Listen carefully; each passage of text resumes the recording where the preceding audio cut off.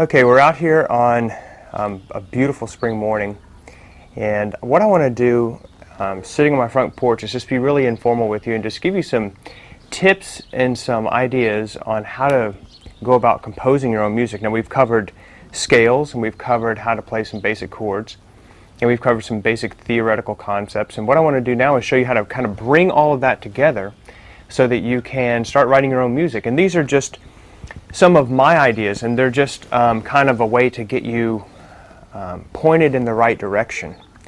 So don't think that this is gospel. It's just simply my thought process that I want to share with you, and hopefully you can take it and run with it from there.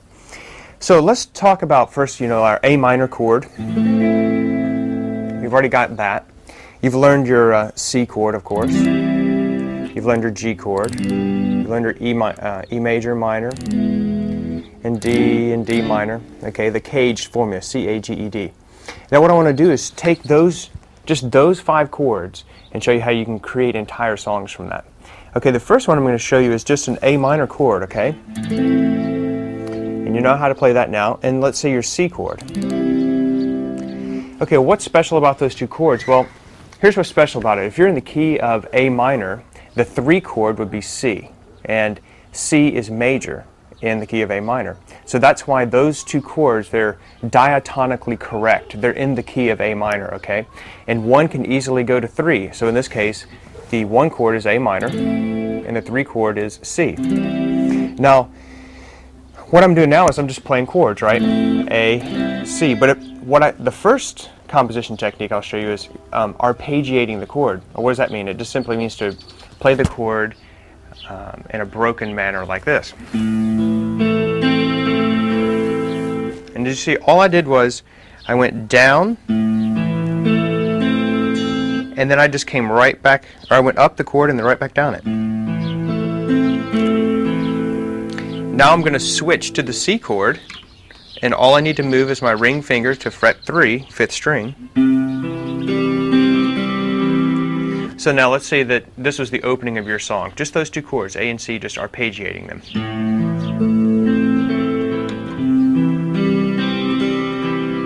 Okay, that sounds pretty good. And maybe you could do that for 4 or 5 measures, right?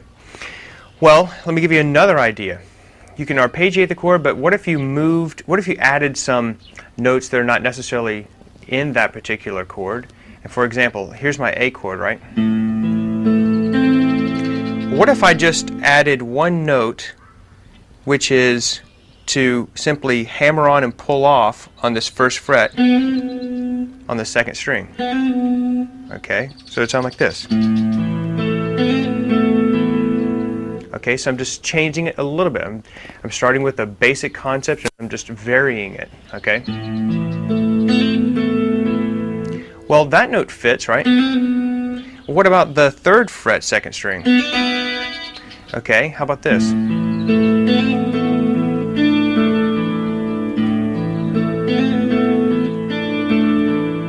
So all I've done is taken that A chord and I'm just tweaking the notes a little bit, okay? And it doesn't matter necessarily right now if you know exactly which notes those are, okay? The point is, to your ear, you can hear that those notes fit.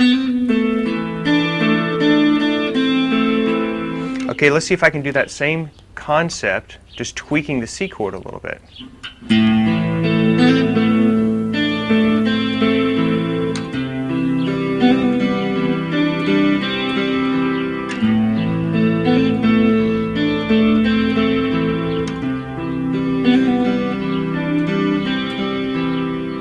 Okay, so we went from and to, right? That was the arpeggiated version, and then I just added some hammer-on and pull-offs.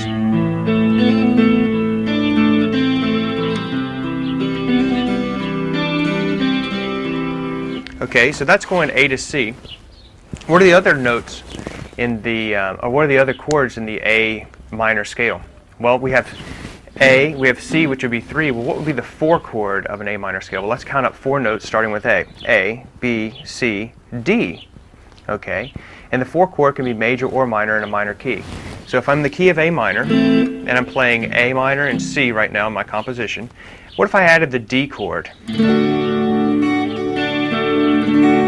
okay, because then my chord progression would be 1 in the key of A minor, 3, which is a major key, in this case C, major chord C, and then D. Let's see what that sounds like.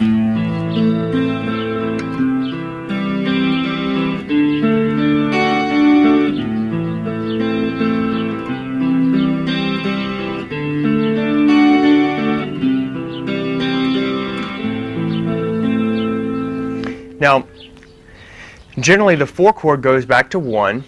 The 4 chord can also go to 5. So in the key of A, what would be the 5 chord? Let's count up. A, B, C, D, E. Okay, so let's see what that would sound like if I added the E. So I'm going to go A, then C major, then D major, then E.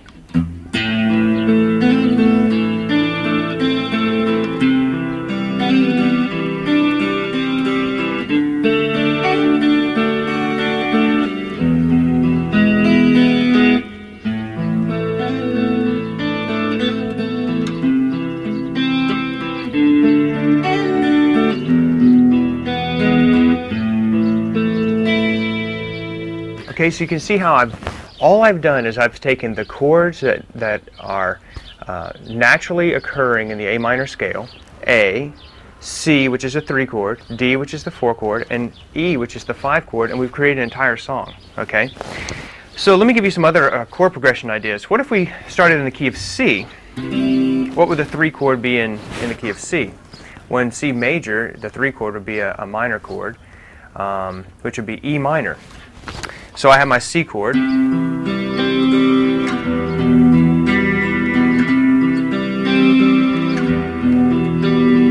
So all I'm doing is going from the 1 chord in C to the 3 chord in C major, which is a E minor chord. And if you don't understand how I know if they're major or minor, you will as you progress through the course. Right now I just want to introduce you to the concept to get you playing.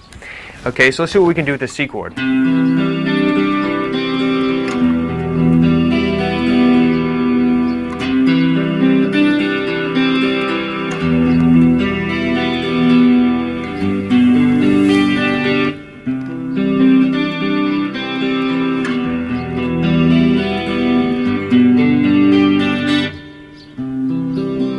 You say, well, wait a minute, Dan, you added another chord in there. I did, and that was the G chord. Okay, and that's the 5 in the key of C. So it's very common to go from a 1 chord, which is your tonic, that's the tonal center of the key of C, right? So C chord goes to a 3 minor, which is E minor, goes to the 5 chord, which is G. Okay, that's another very common progression, 1, 3, and 5. Let's see, what else can I give you as far as tips? Okay, here's one idea. When you're writing a song and you're coming up with your own riffs, right, or your own melodies or harmonies, let's say, for example, I'm writing something, and generally what I'll do is I'll try not to get too complicated right off the, right from the start. What I'll do is I'll use just 3 strings and see what I can come up with just in those 3 strings. So let's say I started with the strings 4, 5, and 6, and I'm just playing the I'm fretting the 2nd fret on the 4th and 5th strings, which is my E minor chord. So that would be the whole chord, but I'm just going to use the bottom 3 strings.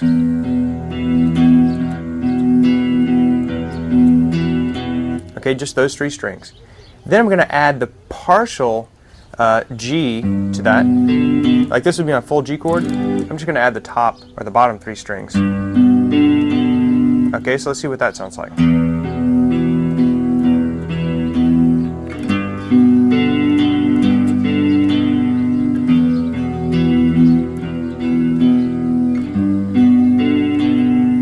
How about if I added an F sharp in there as well? So maybe you don't know these note names, but the point I want to get across is that what I'm going to do is I'm just going to stay in this little area down here, right? So I'm going to play my E minor chord, then G, then I'm going to grab this note, which is the 2nd fret, and put all that together.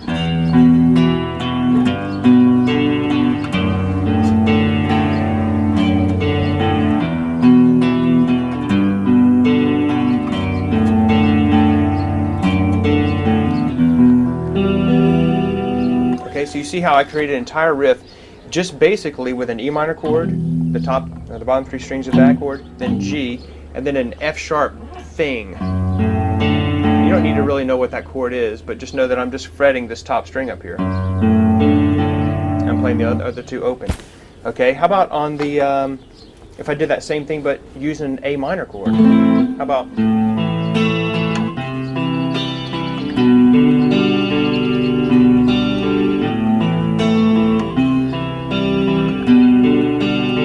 all I did was transpose that same riff I just wrote in E minor to the key of A, and the way I did that was simply by moving, instead of playing on the 6th, 5th, and 4th strings, I'm now playing on the 4th, the 5th, 4th, and 3rd strings. So I went from E minor to A minor. That's it. That's the only difference. What if I took a power chord, for example? Right? That's a simple B power chord.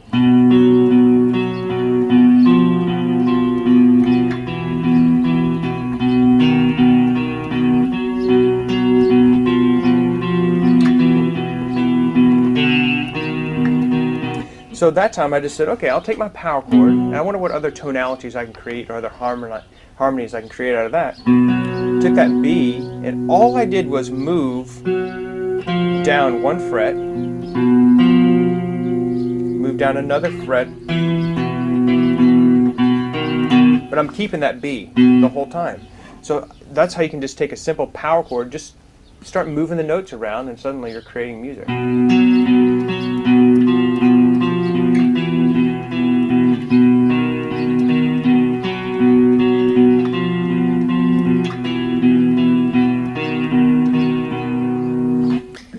Okay, now what I want to do is just show you how some of the most simple songs, or some of the great rock and roll songs, right, are made of just a couple of chords, and how you can write your own riffs and your own songs.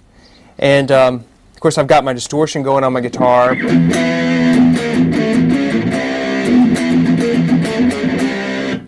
And I just want to show you, for example, one song that you may recognize.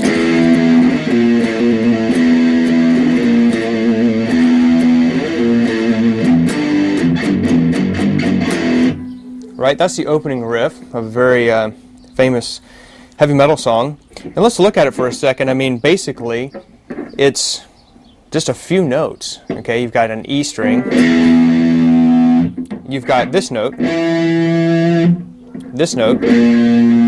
and the A. So it's 4 notes. The beginning is just 4 notes put together in a certain rhythm. Okay, so all I'm doing is sliding up, and then that's it. Just 4 notes, okay?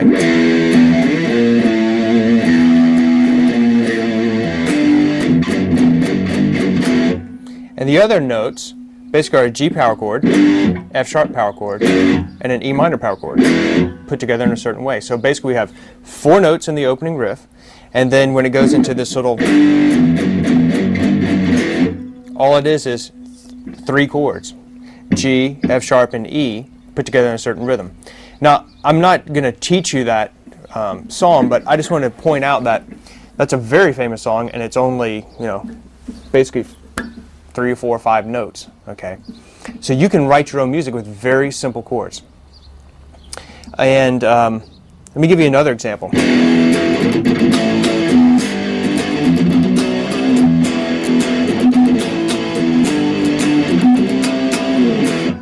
Right, that's a Nirvana song. They sold about a zillion records off that one song, and it's the riff is 4 chords. It's 4 power chords. It's that simple. It's an E chord, right? A, G, all the way up to this,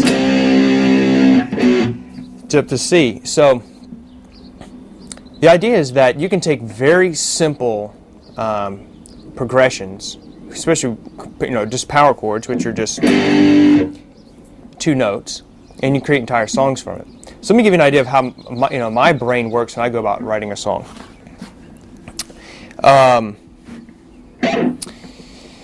If I take this E chord, right, that's an E power chord, it's just the octave from this, and I just start fiddling around with rhythms, right?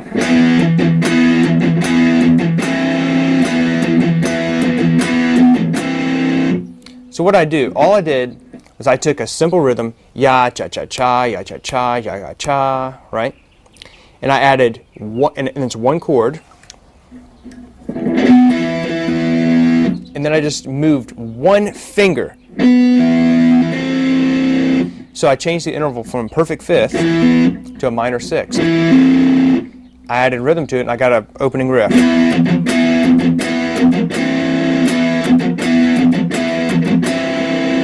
Okay, then maybe I can move it down a fret.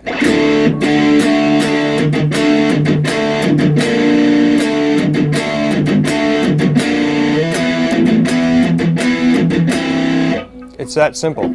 So the idea is that I take, when you're composing music, you want to start with a simple chord, for example, or a simple rhythm that you have in your head. Take that rhythm and then just tweak the chord a little bit, and all of a sudden you've got enough for an entire riff. Let me give you another example. Let me go to detuning real quick.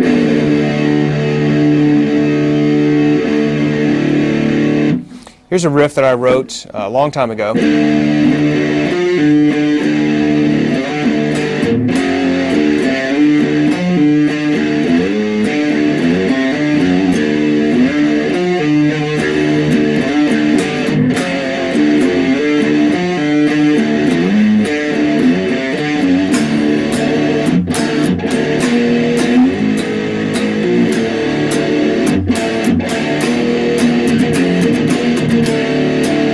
Alright, let's break that down a little bit. The opening basically is all I did when I remember the thought process I was going through with this, writing this song. All I did was basically I'm sliding up from the flat 7 to the 1 in D, and then a minor third above that. So I just took a simple D scale, and we're going to get into more of this later in the course, but you take a simple D minor scale, and the 7th and D minor is flat, so, and then of course the 3rd is flat. So I took 3 notes from a D minor scale and wrote the opening riff of this. Now this note is D, this note is D, right, so, and C, and of course your F, and then I just started tweaking those notes. I said, what can I do with those 3 notes? Well, I can add this. I can slide up, or I could just go. Okay, that's another thing I could do. Sliding versus just playing the note. Instead of that, I did. So I just just tweaked it a little bit, gave it a little bit more character. And then I said, okay. Now instead of, I added a note. I simply added a 4th above my D and then above my C. So I went from having to having.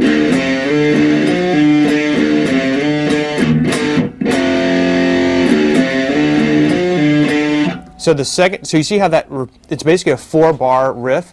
The first bar and the second bar are the same. Okay. And then I have, now the first bar repeats. Then I said, for the 4th bar, I want to do something different than what I did in the 2nd, so how can I tweak to something different? And I said, well, and I'm not going to go into to all those notes, but the idea is that music has this phrasing effect. Okay, you see how my first bar is the same as my 3rd bar. My 2nd bar is going to be, my 4th bar is going to be a little bit different than my 2nd. But basically, if you break it down theoretically, there's not a lot happening in that riff. The first measure is the same as the 3rd measure. Then I took the 2nd measure, which was, and I changed it to.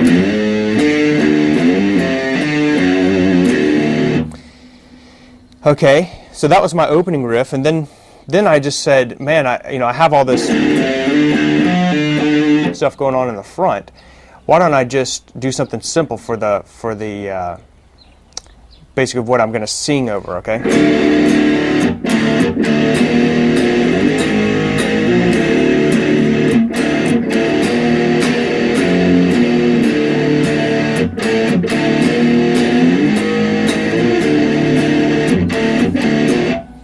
All right, let's break that down. Same concept. First measure is the same as the third. Second measure does something a little bit different, and the fourth measure is a variation of the second. Let me break that down for you. Okay, I went.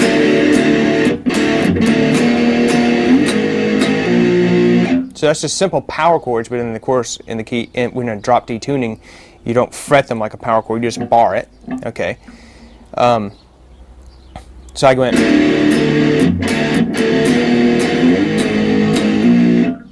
That's our first phrase. Second phrase. So instead of going, all I did was, so I kept the same rhythm, just changed the chords.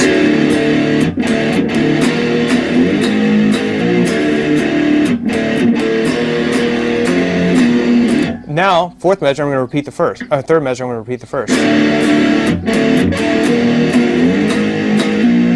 See how that was exactly the same as the first? And now, okay, and I just stopped it there. And then it goes on in some other stuff that we're not going to go into. But what I want to show you is that these patterns of basically taking like this first phrase, the ya da dee da da da dee da da, taking that phrase, and then it repeats again. So when you're figuring out songs, look for these patterns, because in pop music and metal music and rock and roll, these patterns just normally occur all the time. I mean, you basically have an opening riff normally, and then some type of verse, and then a chorus, a bridge, a verse 2, and another chorus. And so if you kind of think of these things in blocks and not try to think of the whole song, trying to figure it out by yourself, or if you're writing your own music, not try to think, I'm going to write an entire song. Just think, I'm going to write this riff. That's a little building block. Then I'm going to write this other riff. That's another building block. Hey, can I put those two together? I can. Now, how can I vary that to create a bridge? Just, tweak it a little bit and then move on. So hopefully that gives you some ideas of how you can take these theory concepts that we've talked about and start to apply them to write your own music. And this is just some of my thought process that I go through. Hopefully that'll help you. So good luck. Congratulations for making it through the course, the first 4 DVDs at least, and press on. Thanks so much.